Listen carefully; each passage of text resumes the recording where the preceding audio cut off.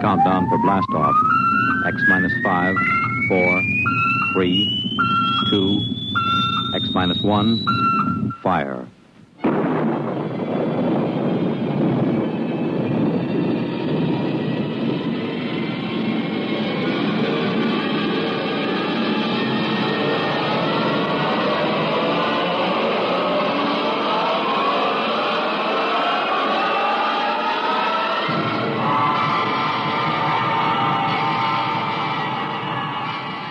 From the far horizons of the unknown come transcribed tales of new dimensions in time and space.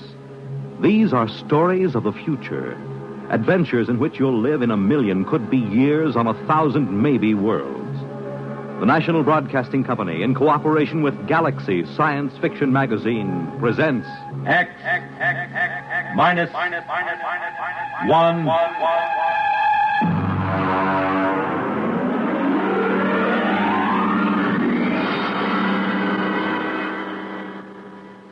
Tonight, Hallucination Orbit by J.T. McIntosh.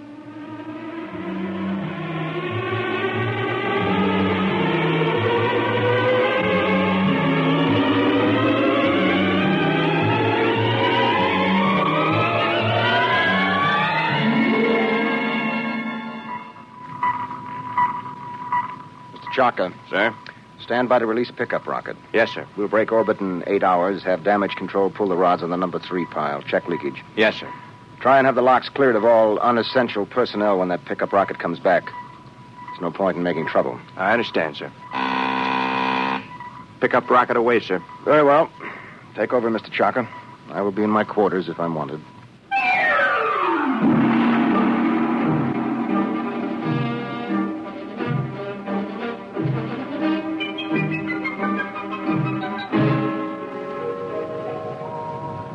Well, now then, Mr. Danbury, make yourself comfortable. Why, thank you, Captain. You care for a drink?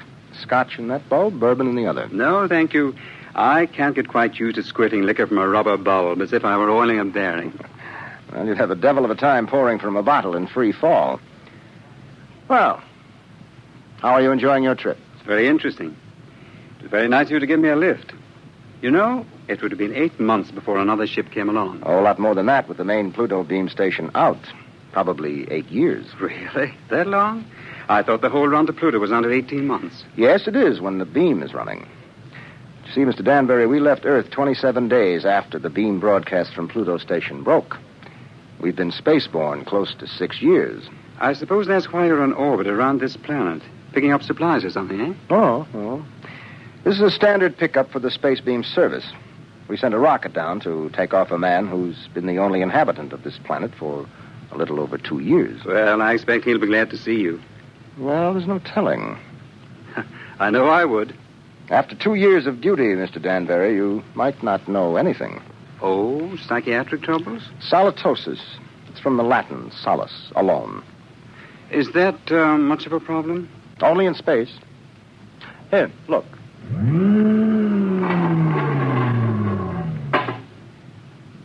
Look through that port.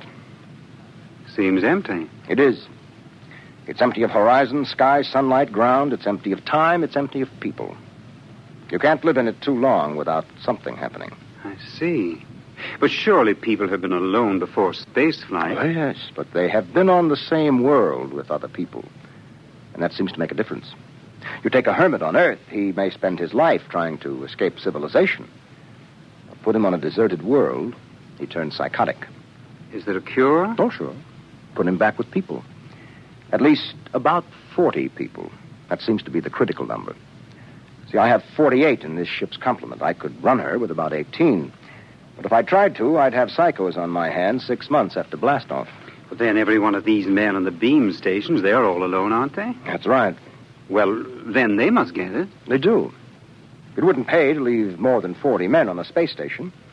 And less than 40 is too dangerous. Solitosis can be homicidal. So they leave one man. Now, he gets it all right. But you can snap him out of it just by taking him back to Earth. That's why I like to have as few people as possible around when the pickup ship comes back. It can be pretty unpleasant. And what are they like? How does it affect them? Well, so far, I have picked up about 28 space station officers. I've seen 28 different sets of symptoms. I wouldn't want the job of getting those guys out of their stations and into that pickup rocket. Captain here. Pickup rocket. Signaling, sir. All right, Mr. Chalker, prepare to receive the pickup. Alert the psychiatric staff, and I'll be right there.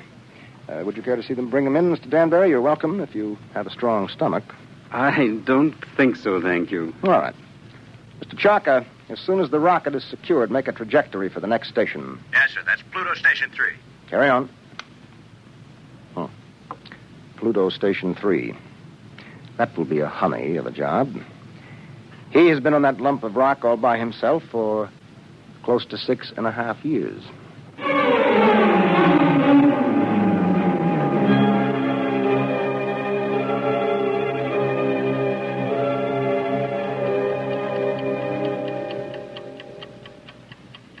Pluto Station 3, Daily Report, Colin Ord, Space Officer. Everything is in fine shape. Through my port, I can see Mars, Earth, Saturn, Mercury. That little devil, he's hiding behind the sun. He's been quite furtive lately. Why I'm required to record this report every day escapes me, because it's quite obvious to any empty-headed brass hat at the central office that not a word of this has been worth the tape it's been recorded on for the last 5.5 years. But if it amuses you gentlemen to hear me wander, after all, you are paying for the tape. Which gives me a fine thought. I'm going to set the pickups through the whole station and leave the tape running. That'll give you a daily report all day, so keep on listening.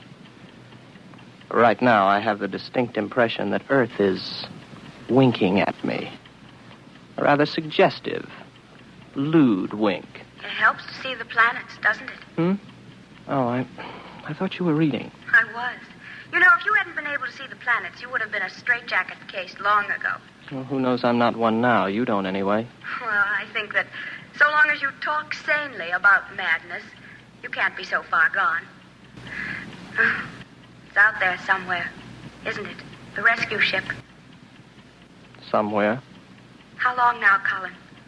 Where could they be now if they started whenever the beam failed? I haven't worked it out since the last time you asked, but they could be very close.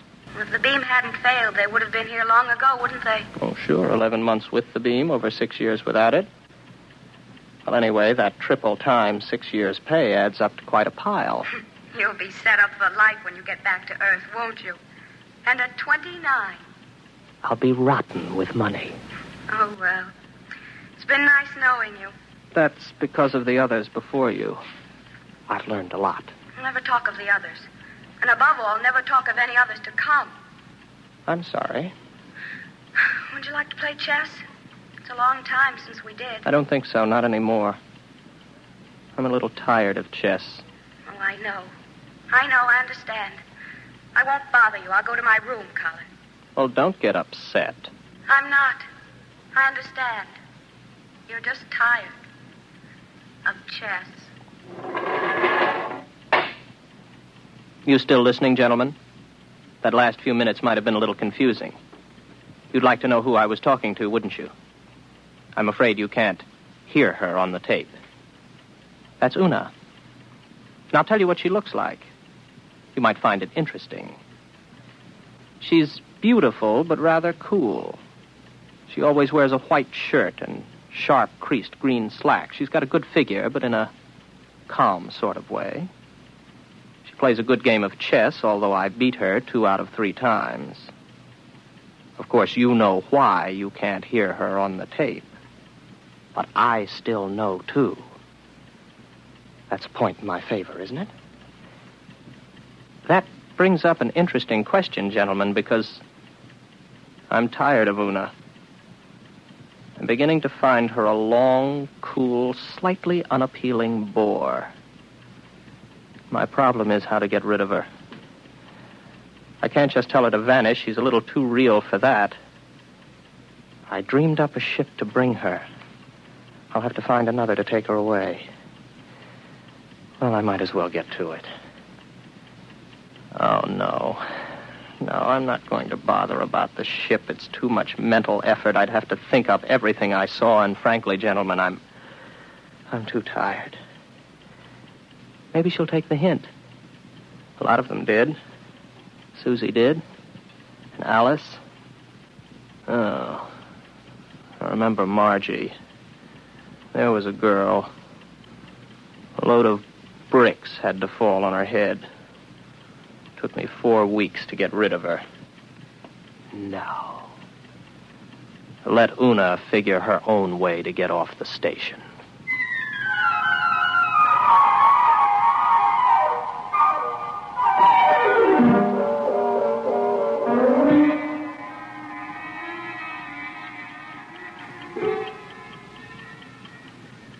Well, she's gone.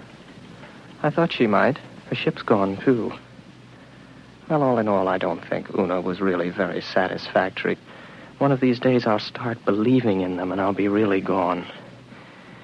Well, if I activate the main screens now, I'll see a ship coming in to land pretty soon. Every once in a while, I have a thought that when the ship really comes, I'll think it's make-believe. Yes, there it is. A small ship curving in for a landing. I suppose I could check on the detectors. I know they register anybody within 100,000 miles, but I don't bother checking them anymore because someday the moment will come when I check the detectors. And I'll see just what I want to see. Well, the ship's coming in for a landing now. I'll go out to meet it. I'm rather interested to find out what the explanation will be for the girl. Naturally, it will be a girl.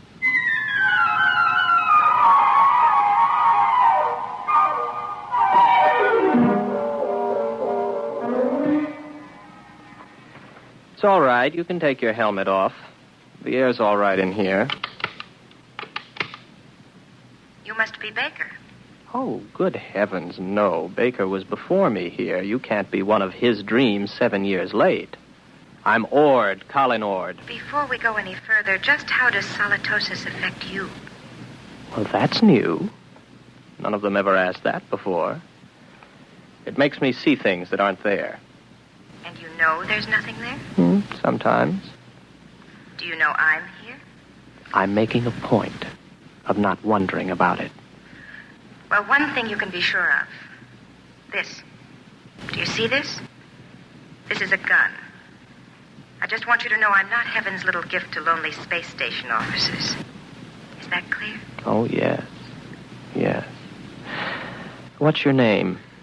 Elsa Cutterline. You want to know why I'm here, of course. Not particularly. What? Well, that's always the weakest part of the story. I don't like to press it. Why don't you, take off your spacesuit? I'll tell you why, just the same. I killed a man. Why and how doesn't matter. I had access to an experimental ship. I thought if I disappeared for about 2 years, Oh, please don't labor over it. I'm not asking questions. Why not? Well, when we get around to it, I would be interested in the story you can concoct for being dressed like the cover of a magazine story in rather minimal clothing. It's been years since I thought up anything like that. You must be a throwback. What are you talking about? You know, you're going to have a tough time with that gun when you get tired of holding it. It's a heavy gun. How long do you think it'll be before I take it from you? After all, you have to sleep. There's no door in the station you can lock that I can't get in. I know. I just wanted to make sure you weren't violent. I think I can get on with you, Ord. Yes, I see. The question is, my dear, whether you're real or not. Well, don't I look real? Oh, yes, but that doesn't prove anything. As a matter of fact, the realer you look, the worse off I might be. But then there still is the remote possibility that you might actually have killed someone and decided to hide out on a space station. Shall I tell you something else, Elsa? What? I'm suddenly tired of the whole business. Breathes there a man with soul so dead, I'm sure you know the rest of it. I would suddenly like to have enough people around me so that I could be sane. I would like to find women as part of life instead of having them pop up here from the depths of my rather pornographic subconscious. But you've shaken me, Elsa. 24 hours ago, I was congratulating myself that solitosis hadn't really gotten me. But now I don't know. Just don't try anything funny, or you'll find out whether I'm real. The hard way. Any way is the hard way. First, I'll go out and have a look at your ship.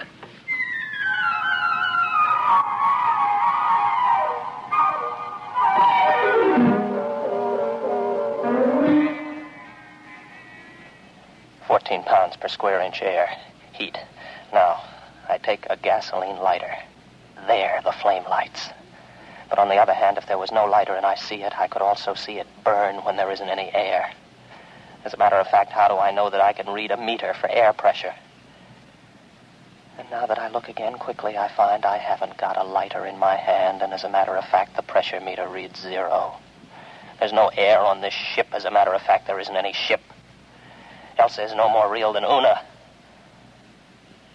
All right, Colin, old boy, sit here and concentrate for about 15 minutes, and you'll be able to walk through the walls of the ship.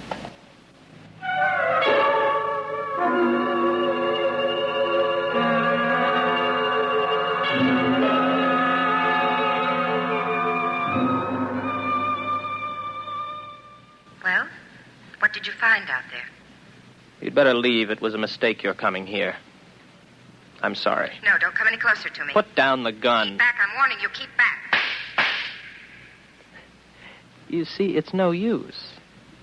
Oh, you're a good shot. You got me right between the eyes, but I couldn't feel a thing. I can't let myself be shot now, can I? Give that to me. There. Now remember, if you shoot me, nothing happens. But if I shoot you, you die. Do you know that? Yes, I know that. I'll give you about 20 minutes to get that overstuffed figure back into that spacesuit and get off my planet. Frankly, I'm getting tired of hallucinations. Tired. Give me back my gun. No. I'll keep that. After a while, I'll put it in a drawer. It'll stay there until I forget it. Then there won't be any gun anymore. From now on, my overblown figment, there will be no more Elsas or Susies or Margies. I am not going to give in to solitosis. Maybe I'll bring Una back. At least she could play chess.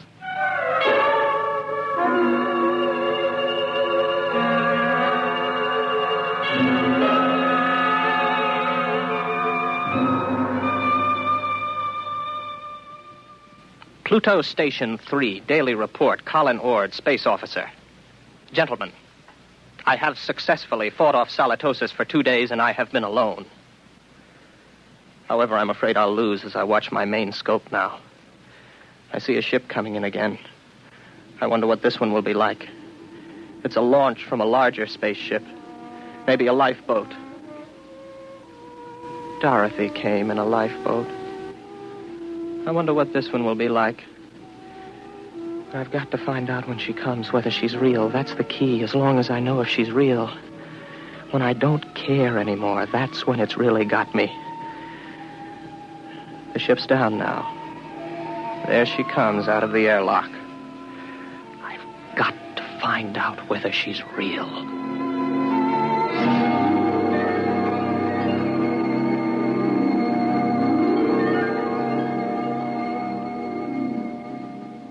Colin Ord. That's right. I'm Dr. Lynn of 4-Star Lines. Marilyn Lynn. Oh, very pretty. Are you going to tell me your story now, or do I have to wait? I'm not going to tell you anything till I've found out a little more about you.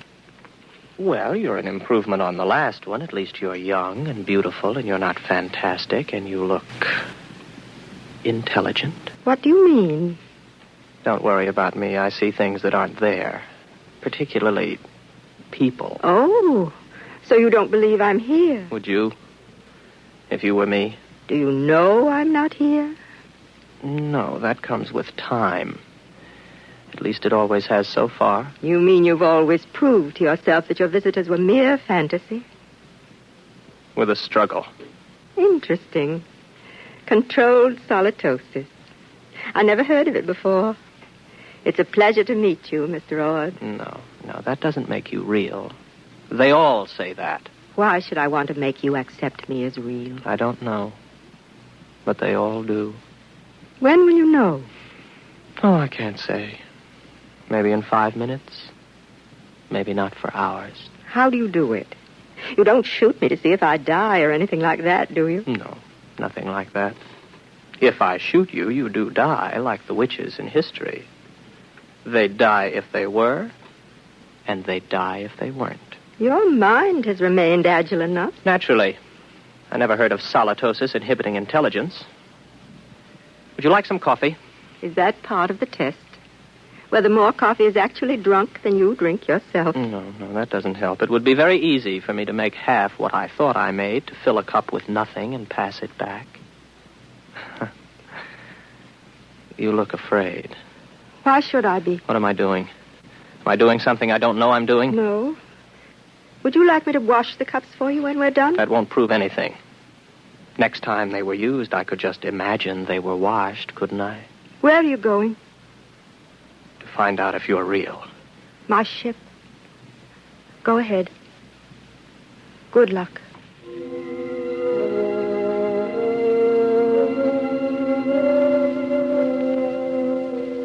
What's she afraid about?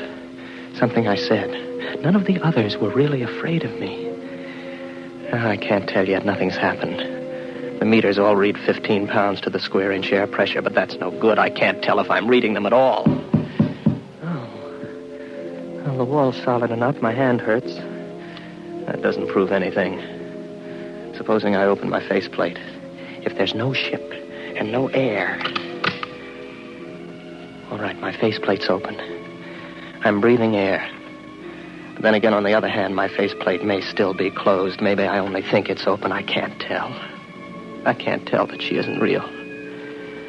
That means it's finally gotten me. It gets everyone. I don't really know if anything's real, if I'm real, if this space station is real, the planet, the universe, the galaxy. Maybe all life is in my mind. I think. Therefore I am. Yes, I remember that from school. Oh, I'm tired. I got to get back to the station. Very tired. Close my faceplate, if I ever opened it. Get back to the station. Got a headache. Terrible headache. I'm very tired.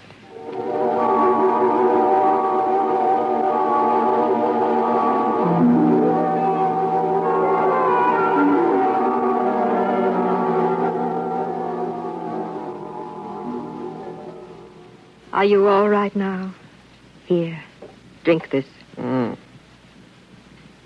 What happened? You came in the station lock and passed out.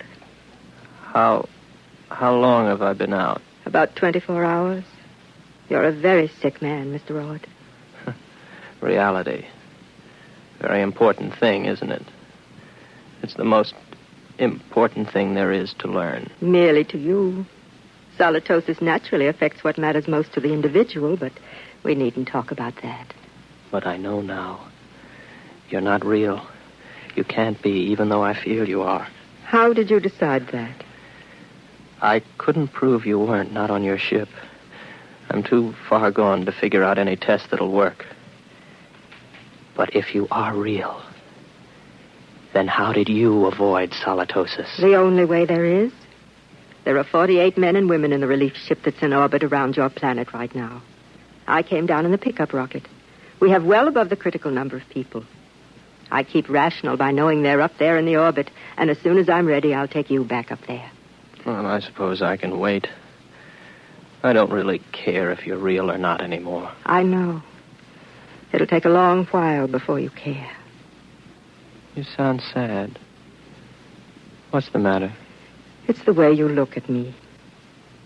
What do you mean? What do you see when you look at me? Well, you're strong. Sort of quietly beautiful. About my age. You're wearing a tunic and slacks. And you don't have a wedding ring. I noticed that. That's what I thought you saw. I'm real, but not your picture of me. I'm a doctor, Mr. Ord. All first contacts with station officers are made by trained psychiatrists. I'm a doctor. And I was a girl once.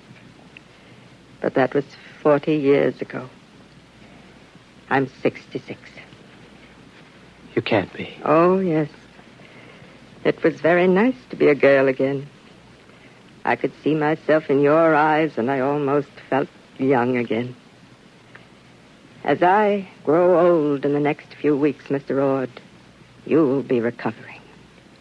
That will show you how your case is progressing. When you see me as I really am, you'll be all right. Assuming you're real, Marilyn, it really must take something to come down alone to see one of us. I think I see you now, as you really are.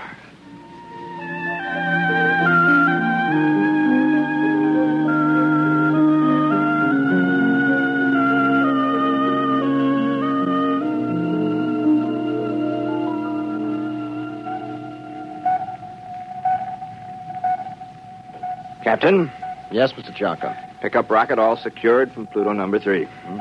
How is the poor fellow? Good as can be expected. He came on board with Dr. Lynn. Uh-huh. I'm telling you, these guys throw me. There he was, holding her hand, looking in her eyes like he was in love with her. And you know what a dried-up old bat she is? Yes, I know. All right, Mr. Chaka. Prepare to blast off.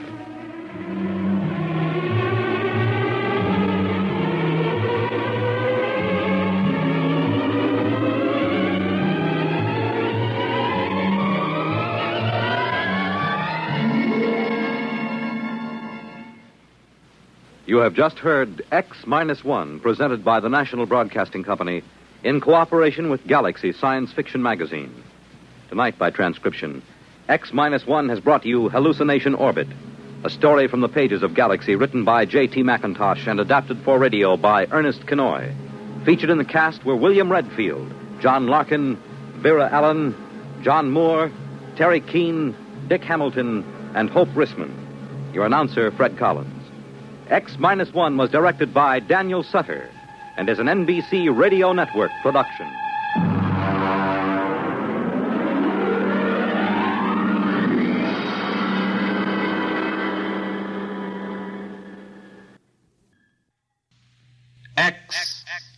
X-1